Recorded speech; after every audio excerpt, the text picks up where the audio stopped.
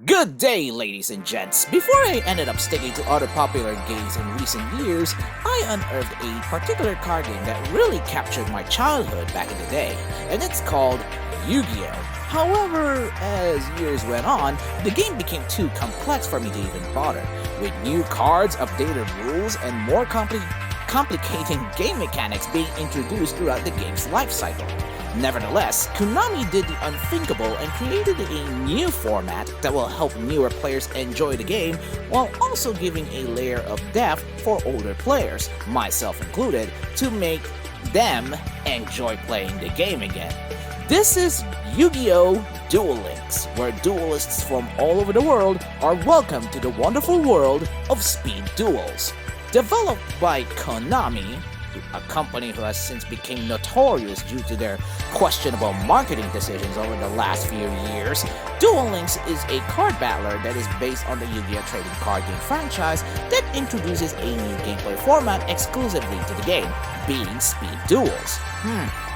Speed duels, that seems pretty familiar. So how are speed duels different from the standard dueling format? One word: vastly. Although, in some words, allow me to provide some of them, in no particular order. So, speed duels, well, they are as follows. Each player starts with 4,000 life points instead of the traditional 8,000. Both players start with 4 cards in hand, with the player taking the first turn skipping their first draw phase. The main phase 2 is absent, meaning that after you conduct a battle phase, you can only end your turn afterwards. Standard decks have 20 to 30 cards, as opposed to the standard format's 40 to 60 card limit. Extra decks have a 7 card limit, and lastly, there are only 3 card slots for both monster and spell and trap card zones. With 1 extra monster slot for link summons. Pretty neat, if you ask me. In short, Duel Links is a drastically different game compared to the real-life TCG, or at least the traditional format, while making it a lot easier for old and new players to understand. And because of that, it also became a lot more fast-paced than ever before, or slow-paced depending on which meta you started with, and the format turned out to be a huge success. The game became so popular to the point that Konami ended up introducing physical cards and even skill cards, which I will talk about later, that replicates the Duel Links experience, and it translates very well as a real-life TCG format. It makes me interested to play the physical card games again, to be honest. The story is about, Seto Kaiba. It's always Seto Kaiba and Kaiba Corps launching a new game called Duel Links. Hence the title, Yu-Gi-Oh! Duel Links, which has attracted many characters throughout the Yu-Gi-Oh! Franchise. Not just Yu-Gi and Company, mind you. And these people have their own motivations and feelings upon entering said game. They are dubbed legendary duelists in this game, and all of them have their very own playstyles and techniques that will make them stand out throughout the rest of the competition. Honestly, the level of depth that this game offers is extensive, thanks to the inclusion of the duelist skill system, which I have previously mentioned, which offers a lot of strategies and make every duels very fun to play. Certain skills can only be accessed by certain legendary duelists, so it's very important to find the right duelist, or rather legendary duelist, that resonates with you. From there, you get to conduct duels and beat duelists in order to unlock characters, make decks for them, and level them up, which then give you opportunities to unlock more cards, more duelist skills, and most importantly, acquire gems. Gems are basically the main resource that you'll need to purchase most cards via booster packs, kinda like in the older games. You can also gain cards through various means, such as utilizing the in-game card trader through level-up rewards, player milestones, and even through winning duels, either against CPUs or even against other players. However, as mentioned before, more powerful and useful cards are obtainable through gems, which you can also obtain in a variety of ways, such as the aforementioned leveling up of legendary duelists, interacting with characters and the environment around them, and more commonly through real-life purchases. Although you can you are mainly buying booster packs and structure decks, which I will talk about later. Cards in this game are catered to the speed duel format in mind, with only a selected roster of cards added to the game as a way of balancing the meta and making sure that things don't go out of control. That's what card games are all about, right? It's all about balance. Is it? This poses a problem, however, as balancing can be a tricky thing in this game due to the fact that certain cards are considered powerful in standard formats, which opens a whole can of worms in itself. And this is where Konami has done a great job in ensuring that balance is not a big issue with this game. As time went on, Konami has decided to adjust the effects of certain cards to make them usable in speed duels while also keeping their power levels in check, such as the likes of certain life point burners like Tremendous Fire and Final Flame, and useful monsters like Armory Arm and Giant Germ, since their default versions would immediately make them busted in the Duel Links format.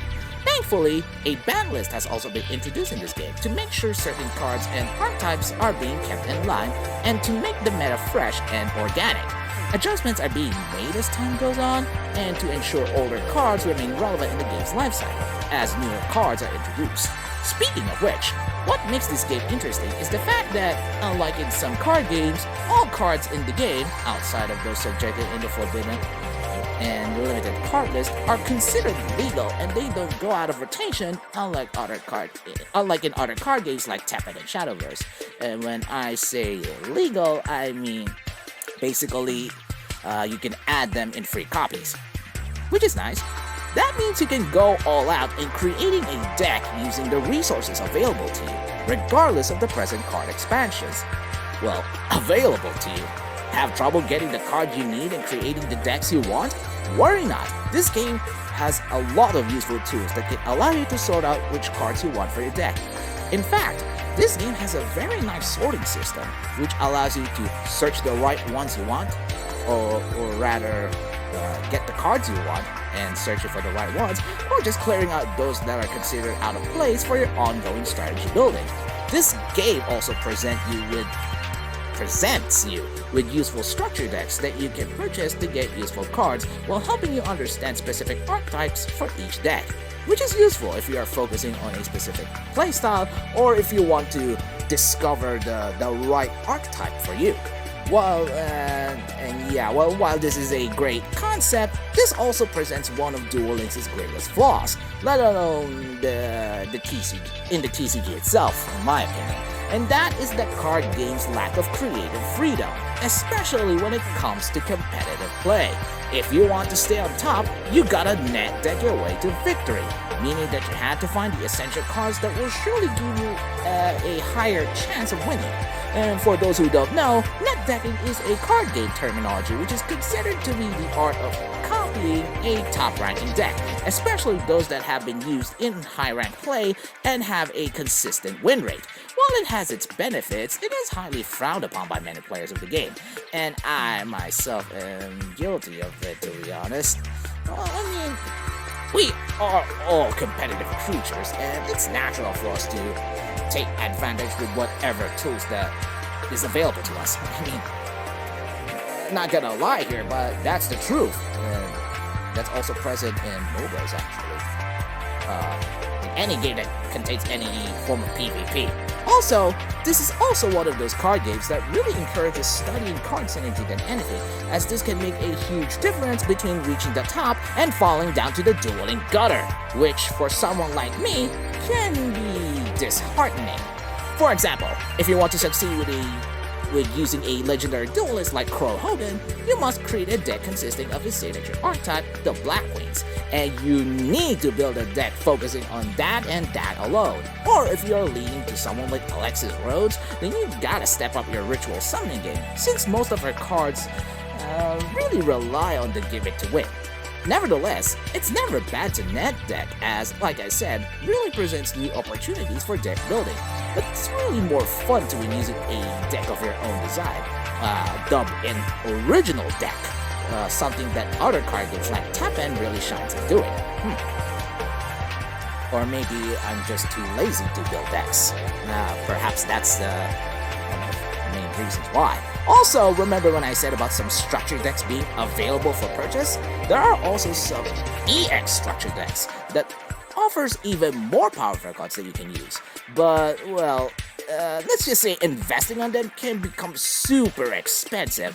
While you can buy the first copy of it for 1,000 gems, a regular standard deck, or rather, a regular structured deck has a one-time 500 gem purchase.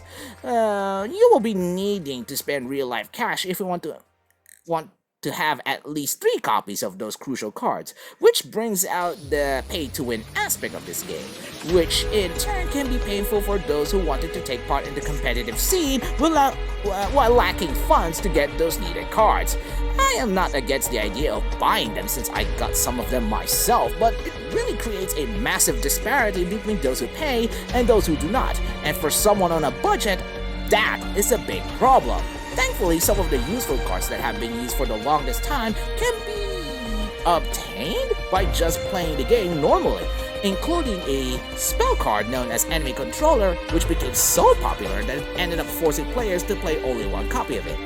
Well, because ban list. Also, Konami gives out free ticket selectors, which allows you to get one for free. Ticket selectors. Which allows you to get one card for free. Each of them have different rarities too, meaning you can get a free card of that certain rarity. So always take advantage of these if you want to slowly build your deck. Konami also gives out special ticket selectors during certain events and milestones, which allows you to get a high rarity card from booster packs for free. That is amazing! The game also provides numerous events that helps you unlock more legendary duelists and gives out awesome rewards like exclusive cards, duelist skills, and even gems, which is always nice. Oh, yeah, and the game has casual and ranked PvP modes. Yeah, it goes without saying, to be honest. I mean, it's a card game. And finally, the AI of this game can be both a blessing and a curse. While it sometimes creates optimal moves to your advantage, there are also times when it becomes more of a detriment in some way. It's a minor inconvenience, but it doesn't really entirely ruin the experience for me. So what are my overall thoughts about Yu-Gi-Oh! Duel Links? It's a surprisingly good card game with a lot of stuff that really makes you wonder how far this game have gone through the years. As it has recently celebrated its 25th anniversary, I have to admit, this game surely left a mark in the annals of card game history, and even left a good impression for me. I am sure that the late Kazuki Takahashi will surely be remembered for creating the card game that influenced many events, memes, and awesome moments that unite us Yu-Gi-Oh! Fans all around the world. And here's hoping that Konami will treat their other IPs with renewed care and attention, just like how they took care of this awesome card game franchise to what it has become in recent years. Feel free to leave a like to this video and subscribe to this channel for more content like this. Click the notification bell if you want to stay updated about videos from me, Yasuka.